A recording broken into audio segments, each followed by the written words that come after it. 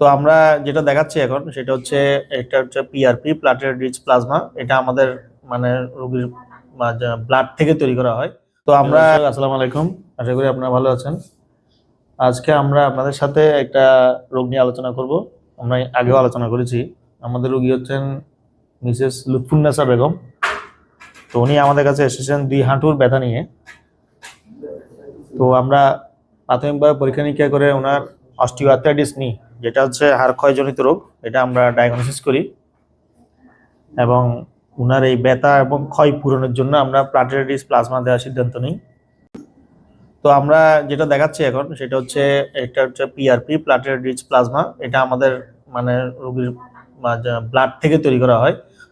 রক্ত থেকে কিছু রক্ত নিয়ে সেন্ট্রিফিউজ করে প্লাজমাটা আলাদা করে এটা আমরা যে কোনো ক্ষয়ের জায়গায় দিতে পারি।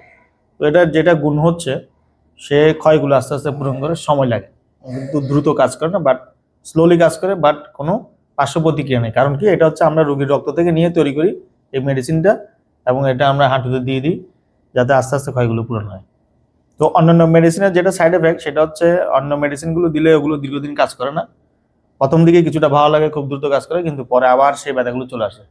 কিন্তু এটার যেটা সুবিধা হচ্ছে এটা দীর্ঘদিন ধরে কাজ করবে, আস্তে আস্তে ব্যথা কমাবে, চট করে ব্যথা কমাবে না, কিন্তু রেজাল্ট ভালো, দীর্ঘমেয়াদীতে কোনো পার্শ্ব প্রতিক্রিয়া নেই, নিশ্চিন্ত মনে এটা মানে রোগীরা নিতে পারে না।